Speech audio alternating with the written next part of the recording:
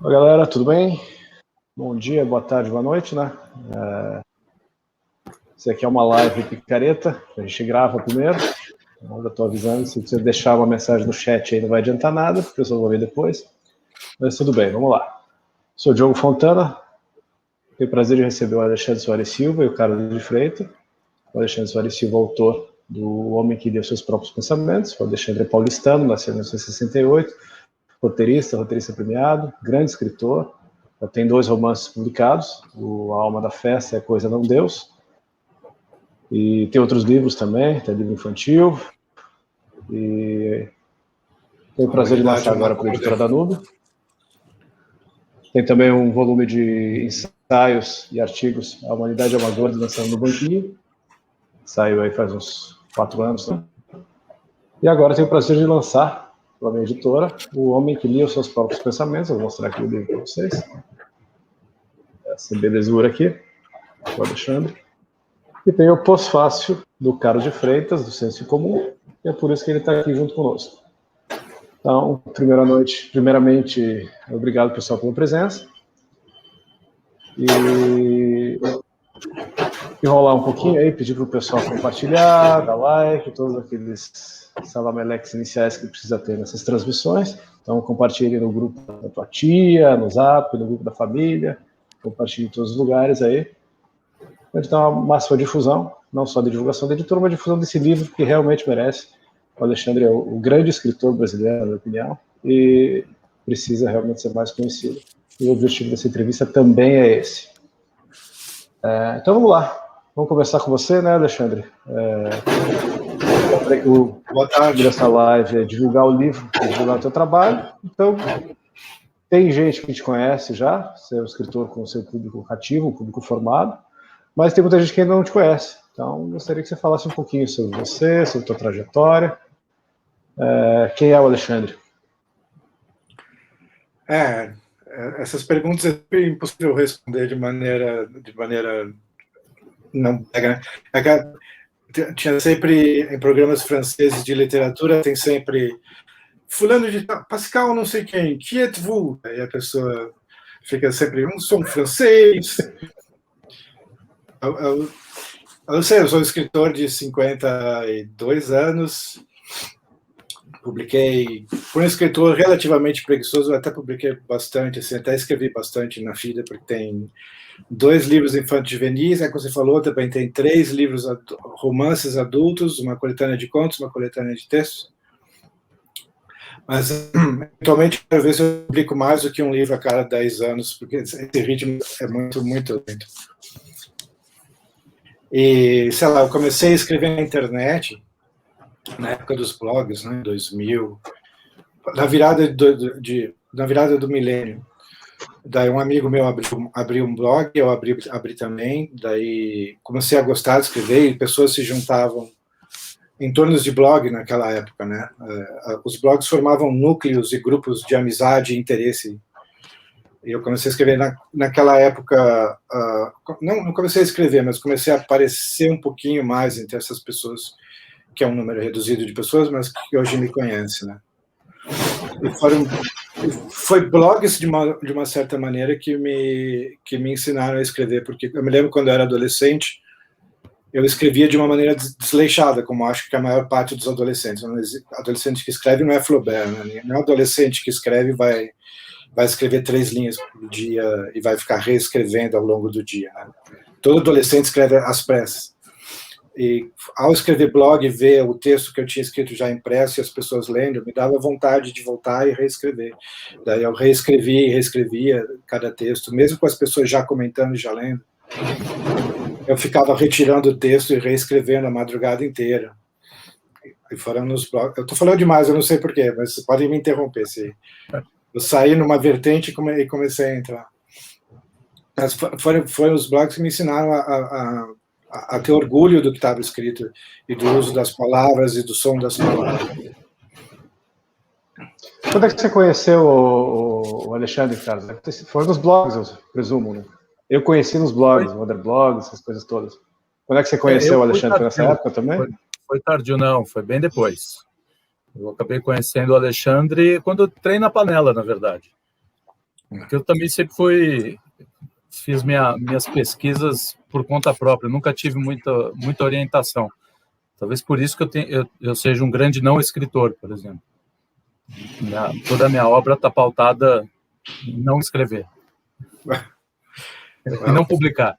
Né? Tudo por aí. Mas e aí acabei conhecendo pelo Felipe, lá na Panela, o Felipe Trielli, me apresentou e aí tomei gosto pela coisa. Né?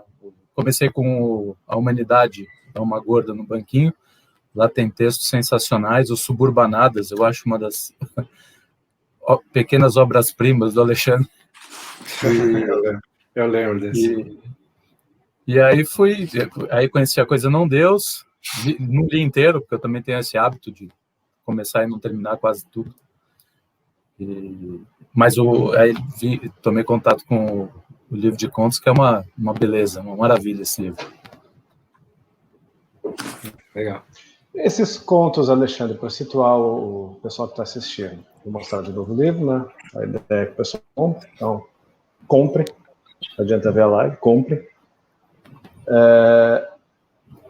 Tem vários que você catou pela internet, que você viu há bom tempo atrás, você teve até dificuldade de achar alguns textos, né, alguns contos, eu lembro quando a gente estava conversando antes.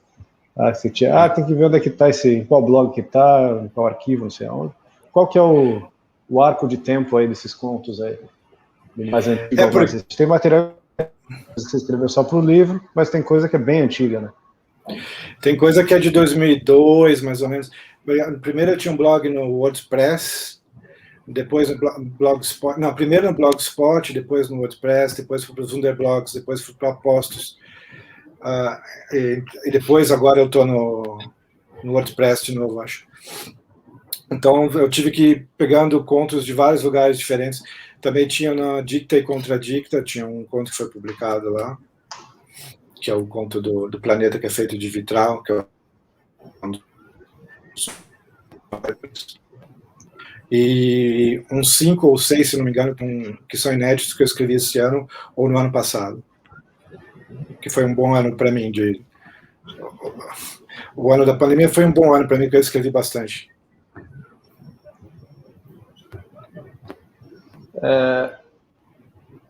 Pergunta difícil, sei lá, mas deve ter coisa que você gosta mais. Pergunta primeiro do Carlos, né, Carlos, do livro aí do Alexandre. O que você mais gostou desses contos? Então, tem vários mais contos memorável para você. Eu até estou com ele aqui também. Tem o terceiro conto, que é o Pesquisador contra a Esfinge Gorda, que ele faz uma passagem na Casa Mário de Andrade, porque eu conheci também a Casa Mário de Andrade, eu cheguei a fazer uma oficina literária lá em 2005. Eu acho que eu fiz uma oficina lá também. E o conto, ele toma também um caminho que é sensacional, assim, para onde vai a imaginação, assim, todo o cuidado. Mas não tem só esse, não, tem vários. Eu li anteontem, reli o Pequeno Episódio na Vida de um Dandy, que é aquele tipo de conto que eu não mudaria uma palavra, assim, eu gostaria muito de ter escrito, uma coisa muito boa, assim, muito o cuidado com cada detalhe do texto, assim, os nomes escolhidos, né, as descrições, é muito bem colocado. Esse aí eu me lembro de ter lido a respeito foi baseado numa história real, porque houve um atentado à bomba em Paris por um anarquista, e algum poeta falou: que importa a vítima se o gesto em si é belo. Daí me deu vontade de escrever esse conto aí. É sensacional. Eu acho que eu não sou de São Paulo, não conheço aqui, não tenho...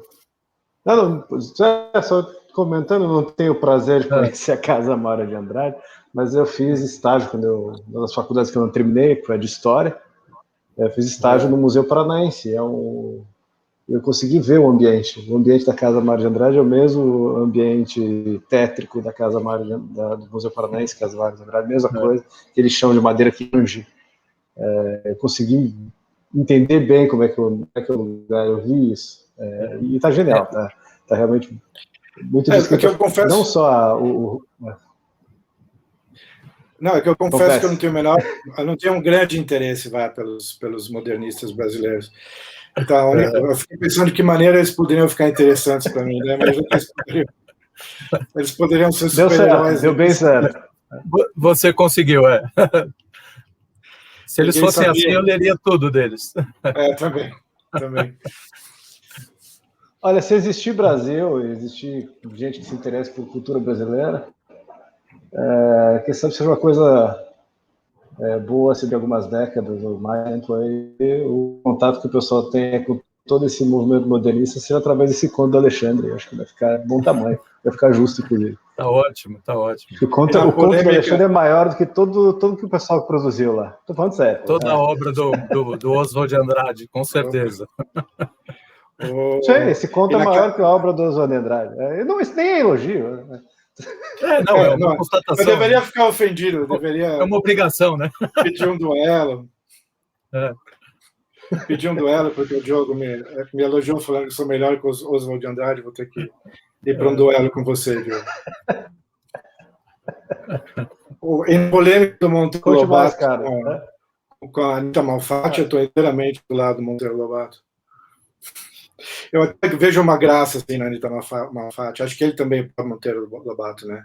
No ensaio dele não é um ensaio inteiramente destrutivo, né? Quando ele chama ela de paranoica e doentia.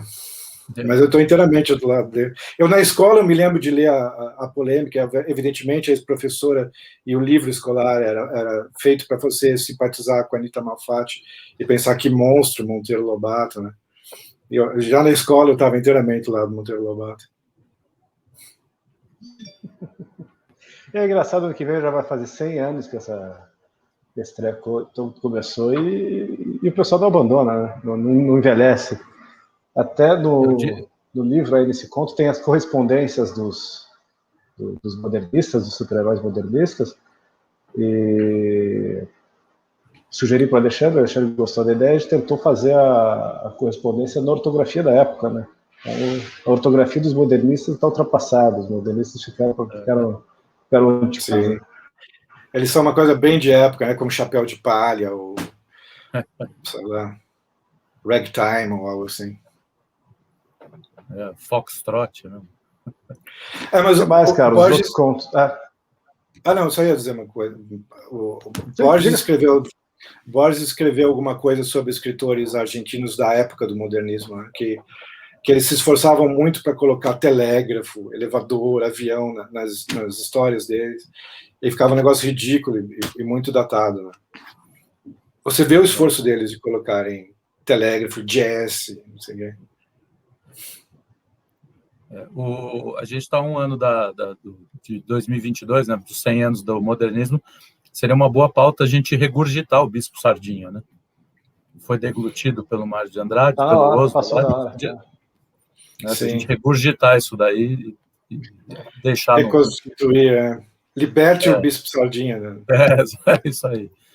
E ele tem um conto da história do futebol, que também a história secreta do futebol, o futebol para cavalheiros, esse título. O que é interessante é o que o Alexandre faz dessa mudança, esse contraste entre o que é consagrado e aquilo que seria uma espécie de perversão, né? Como o futebol e o conto da Casa Meseta, são aquelas senhorinhas, né? Não quero dar muito spoiler, mas do mundo pornográfico lá das senhorinhas, e é muito interessante essa colocação. O do futebol é maravilhoso. Cada parágrafo você vai tendo uma alegria espiritual, assim. É o futebol que eu queria ter visto. Eu sou corintiano, então eu tenho muita proximidade com esse futebol força, sem beleza. Eu gosto muito disso. Eu escrevi esse ponto, eu comecei a escrever no dia do 7-1. Muito bom. Me deu vontade de escrever um conto excelente sobre futebol. E é um conto verbalmente mais rebuscado, né? Segundo os critérios do conto, o Brasil ganhou aquela Copa, né? Enfim. Foi. Foi verbalmente mais rebuscado esse conto, eu acho, dos que eu escrevi, mas é porque eu tenho toda uma teoria de que é inteiramente possível você escrever de modo antiquado e rebuscado se o propósito for cômico. Se o propósito for lírico, aí não é proibitivo, eu acho. Vai se tornar Mas cômico de qualquer jeito. É uma liberdade que escritores cômicos têm de usar vocabulário antigo, arcaico. Você escrever como Camilo, se você conseguir, se você quiser. Se o seu propósito for cômico, né? Você falou em Camilo, essa aproveitar o gancho. Vou divulgar um outro livro da Dubo, que saiu em janeiro. Esse aqui, o Caminho Castelo Branco, Onde Está a Felicidade, é um romance de 1856. Então, o site tem outras opções de literatura. Tem a literatura do Alexandre, tem coisa antiga lá também. Continuem aí, pessoal. Carlos, estava falando alguma coisa? Não, só eu completei. Pode continuar.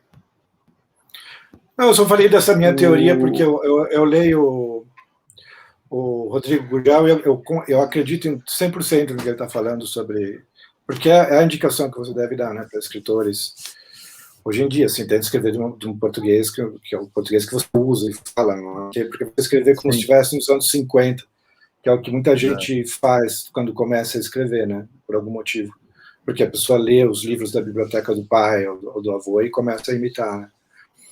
Mas eu realmente acho que escritores cômicos têm uma liberdade, ou escritores que não necessariamente cômicos, mas que querem ir mais para o lado cômico, eles têm uma liberdade que os outros escritores não têm. Eles podem quebrar qualquer regra. Você postou no Twitter ontem uma frase do Nabokov falando sobre isso, não é? Ele disse que pode falar. Que ele não conseguia pensar num grande escritor que não fosse um humorista.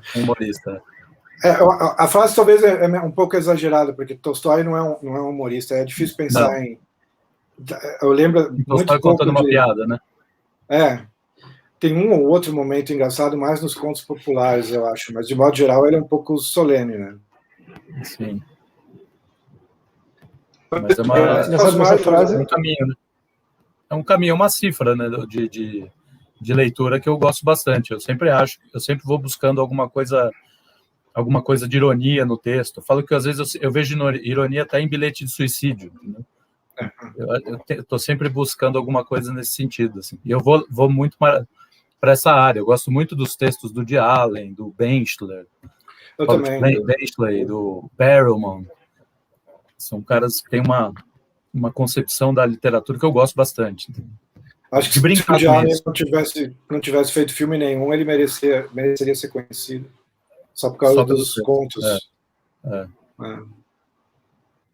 E também se o escritor não tem senso... Essa frase não precisa ser Pode dizer, Diogo. Estava com atraso. Essa frase do Nabokov, se não me engano, que o Facebook, que o Carlos falou, que você postou ontem, fala do P.J. Wodehouse, né? Que ele diz que ele não é... É um escritor que eu não conhecia. É um escritor que eu não conhecia até 2013, que você me indicou, né? Você comentou no lançamento que você fez lá da Alma da Festa, justamente, e você comentou esse escritor eu não conhecia. É um dos caras que acho que é mais importantes da tua formação. Que sempre que se fala dos maiores escritores do século XX, se fala em Kafka ou Proust, eu sempre fico com vontade de dizer que foi o P.J. Wodehouse, mas eu sei que é uma opinião minoritária, mas é a vontade que eu tenho de dizer. Para mim é. E ele era verbalmente, é evidente que ele era um gênio, né? P.J. Wodehouse. Não há muita dúvida sobre isso. Né? Mesmo porque muita gente não gosta de ler histórias cômicas, mas independentemente disso, verbalmente ele estava muito acima de da maior parte dos contemporâneos dele, que tem uma reputação maior. Eu gosto bastante. Isso é curioso porque quando a gente fala de escritor cômico, posiciona como escritor cômico, há uma tendência de descer um degrau que não é justo, né? Porque não é só o P.J. Wodehouse, mas se você buscar literatura do século XVIII, inglesa, o Jonathan Swift é cômico, a Viagens de Gulliver é cômica? Talvez seja, não sei. Então, o próprio Lawrence Stern, que aliás influenciou o Machado. Aliás, o Machado é cômico. Então, era o que eu estava pensando. Os três maiores prosadores, quem são os três maiores prosadores da língua portuguesa? Machado de Assis, Eça de Queiroz e podemos dizer Camilo Castelo Branco. Sim. Não é absurda essa lista, né? E os três, o Camilo Machado de Assis é cômico em vários momentos, Eça de Queiroz é quase 80% do tempo. E Camilo Castelo Branco, nos romances, às vezes não é, mas ele tinha uma personagem.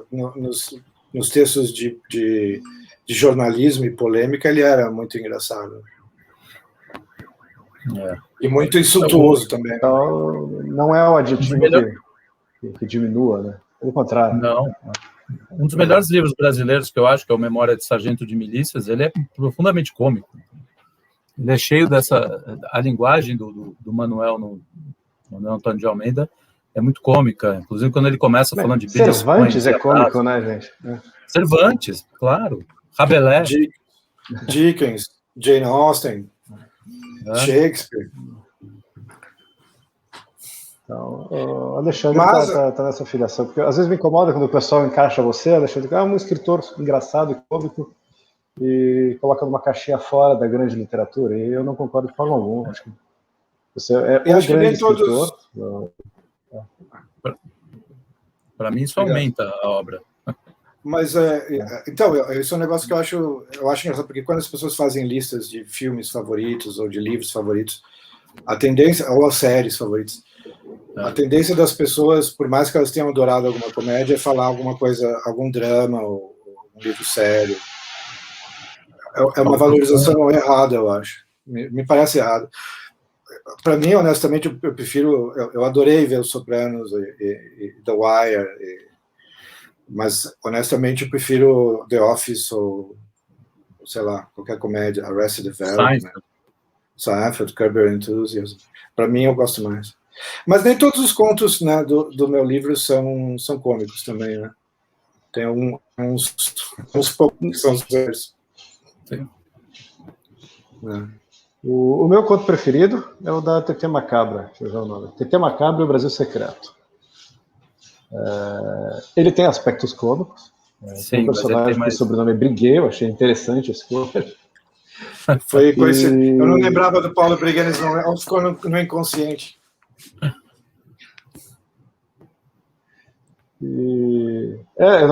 Qual livro você tem a Gertrude Himmelfarb? É num conto, né? Você tem uma rua Gertrudes Himmelfarb. Você estava na tua prateleira na hora, né? Tá na minha prateleira e virou uma avenida. O TT Macabro Brasil Secreto, ele tem aspecto cômico, mas no fundo é um conto muito triste. Eu acho um conto muito triste. Ele ficou. Você lembra, Carlos? É aquele da. Lembro. Eles são uma casa no Pacaembu, não é? Que ela recebe as pessoas desconhecidas, né? Que fracassaram em tudo. É um círculo social de pessoas que são gênias, mas que não fazem nada. Gênios em coisas absolutamente irrisórias, né? Banais. Muito bom. É a esterilidade, uma esterilidade intelectual deprimente. Tem um livro do romance do Antônio Olímpio, Copacabana. Interrompeu um pouquinho, João. Tá travando aí.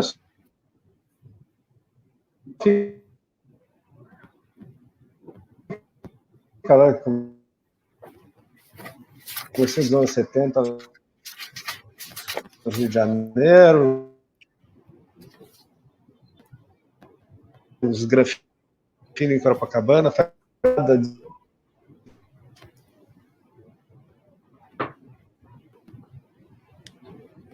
Travou aí, Diogo.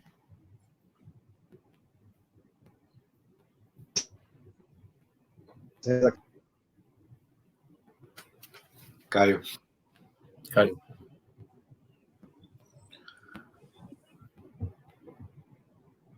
Vamos lá.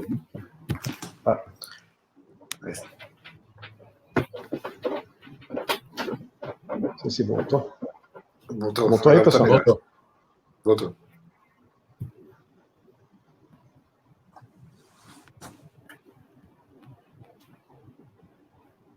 Mas Tá sem áudio?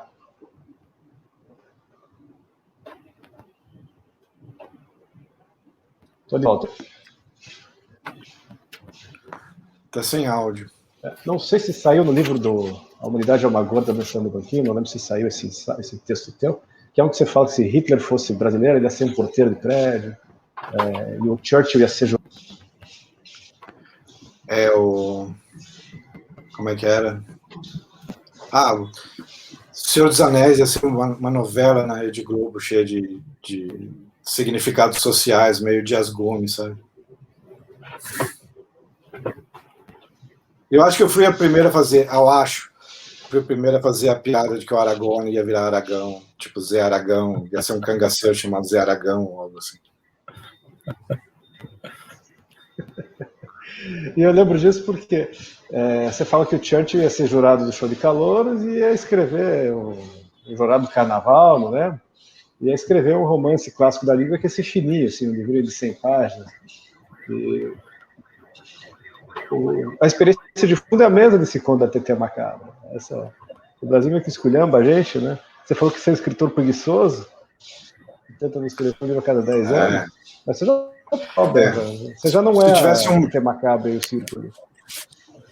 Eu escrevi um pouco, eu escrevi mais do que eles, mas para eles isso seria uma vergonha, né? Um demérito, né?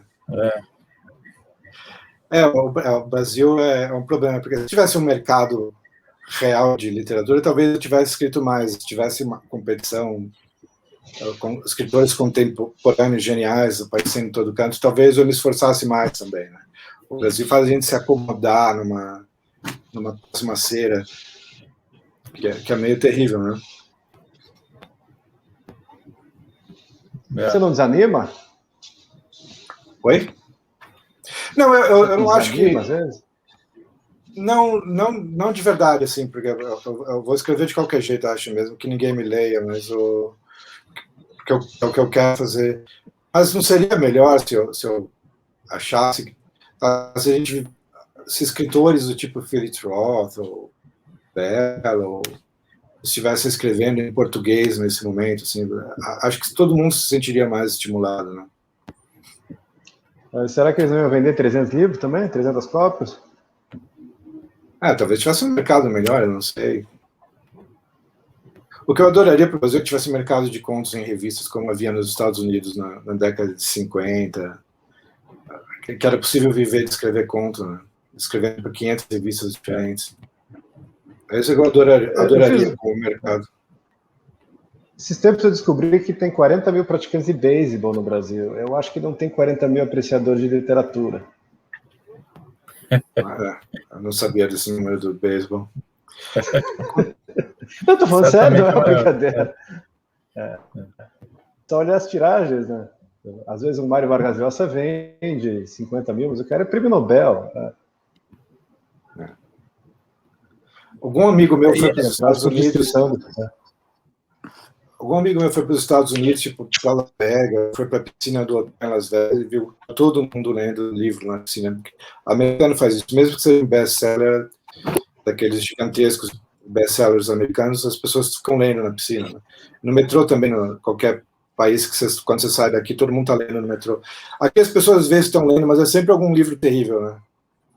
Você sempre sabe que vai ser um livro espírita, ou uma biografia de empresário, ou algum livro para estudar direito, ou passar em algum concurso. Mas é isso mesmo, é isso mesmo. E quando conseguem ler, porque normalmente tem axé no último volume na piscina, né? E na melhor das hipóteses vai ser Minha Couto, algo assim.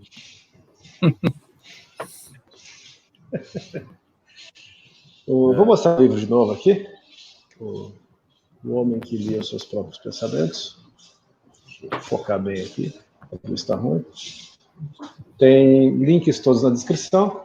Tem, inclusive, link para acessar dois capítulos, os dois primeiros contos de graça. Só clicar no link e dá para ler os dois primeiros contos. E também tem o link para comprar o livro. O livro está disponível com desconto no site da editora, e tem na Amazon e também tem nas melhores casas do ramo. A distribuição de livrarias virtuais também é nível, mas nas próximas semanas já vai ter em diversos pontos de venda aí. É fácil de achar o livro, é só jogar no Google, vai ter bastantes opções aí. E, livrarias virtuais. Se não encontrar, se quiser em livraria física, pede, tá? Ajuda bastante a editora, ajuda bastante a difusão dos livros. Então, você vai numa livraria física lá, pede para os caras encomendar esse pedido aí para quem está ouvindo. Carlos, ia falar alguma coisa? Não, eu ia dizer que nesse contexto que a gente está falando do Brasil, o livro do Alexandre é bem realista, inclusive, né? É quase uma... Por que realista? Por que realista? Porque, bom, a gente toma contato diariamente com cada figura que cria um universo próprio, né? As pessoas, elas não têm mais um contato minimamente ordenado com a realidade, né? Cada um inventa a sua própria realidade e você acaba tendo que se virar para entender cada universo, né? E os seus contos, parece que cada conto é um universo próprio, né? E tem embora o TT Macabro se passe em São Paulo, mas provavelmente você imagina que não existe um Estados Unidos, existe um país fictício que faz fronteira com o Brasil. É uma coisa vai um pouco longe. É possível. Que é uma das coisas que você consegue, Alexandre. Um elogio. As coisas que o Alexandre consegue, que eu gosto muito, ele capta de forma bem humorada a nossa vulgaridade, né? Nós brasileiros. A feiura do ambiente urbano, a vulgaridade dos nossos hábitos, a nossa grosseria, a nossa caipirice, o nosso provincianismo. Eu conto do Dr. Palhinha de Taubaté, o maior detetive que o mundo já conheceu. É um retrato espetacular do nosso jeito de ser, né?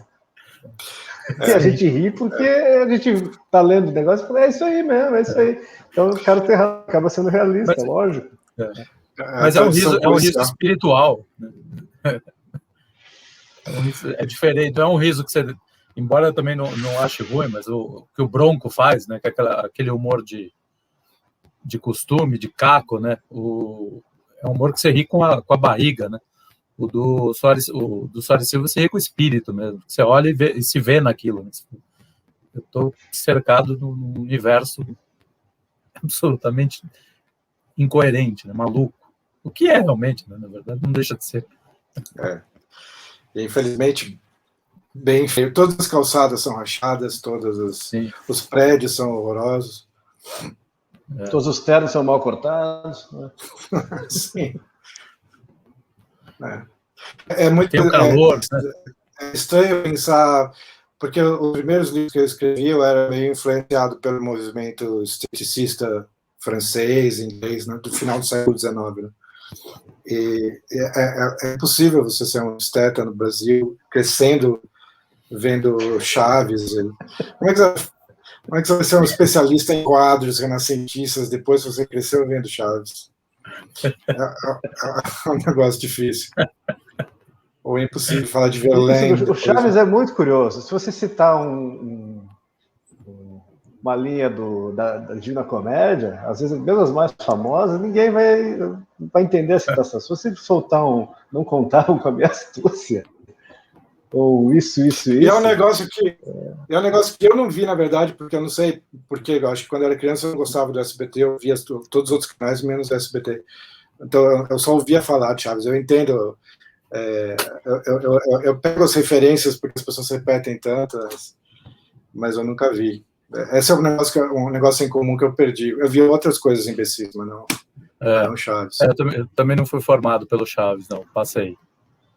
Mas peguei a Armação Ilimitada, peguei outras coisas também. Peguei a Armação Ilimitada também. Formou que deve ser muito ruim. Eu achava bom na época, mas deve ser muito ruim. Eu tenho o hábito de fazer... Às vezes eu gosto de assistir algumas novelas antigas para ver o que era aquilo. Eu estou acompanhando um pouco daquela novela Sassaricano, mas é terrível. Não tem absolutamente nada que você consiga extrair minimamente. Os personagens estão abaixo da linha irônica, sabe? Não tem nada. Não é duvido. impressionante. E aquilo eu adorava. Isso nos formou, né? Isso nos formou. Isso que você está fazendo acaba sendo uma série de deformou, né? anamnese. Sim. Para ver onde é que está o erro.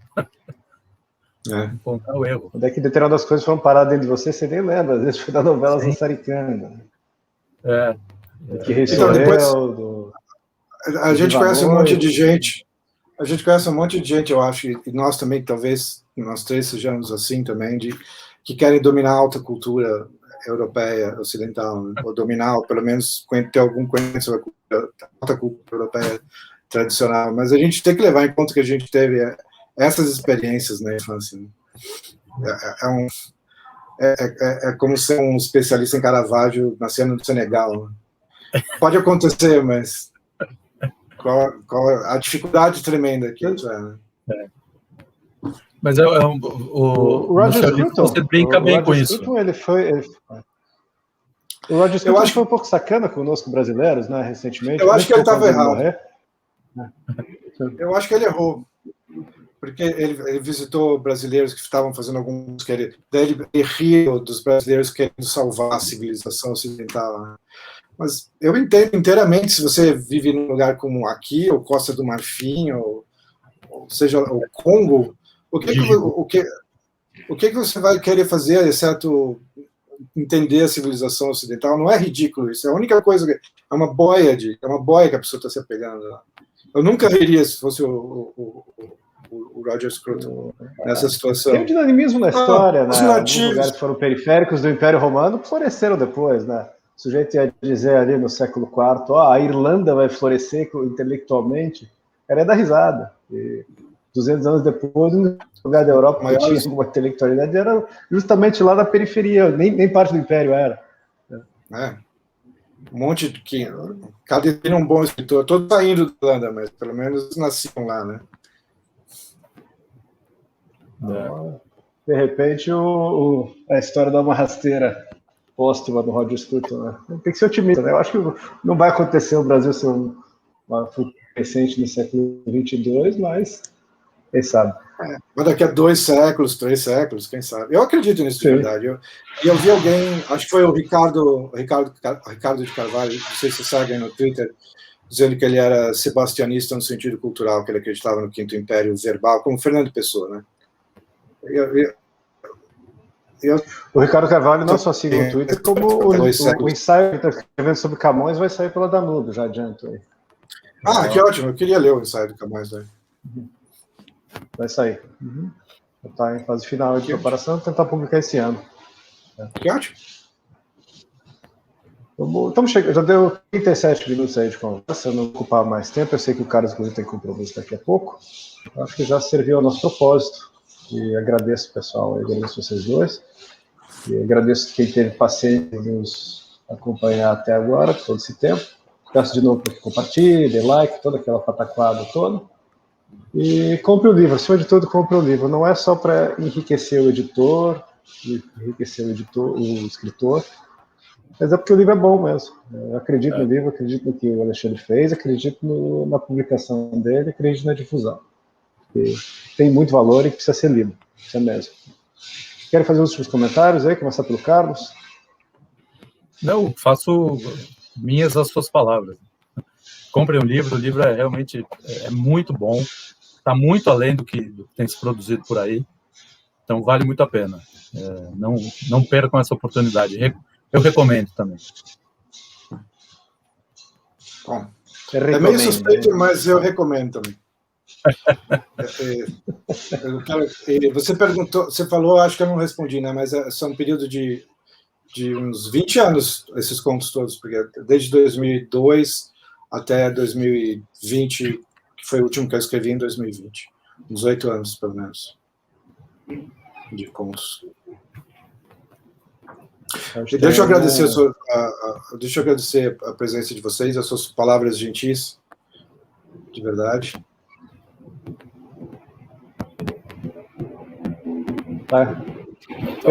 Muito feliz de publicar esse livro.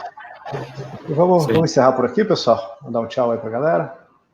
Agradeço a vocês, agradeço mais uma vez quem acompanhou e até a próxima. Fiquem com Deus. Valeu. Até. Obrigado.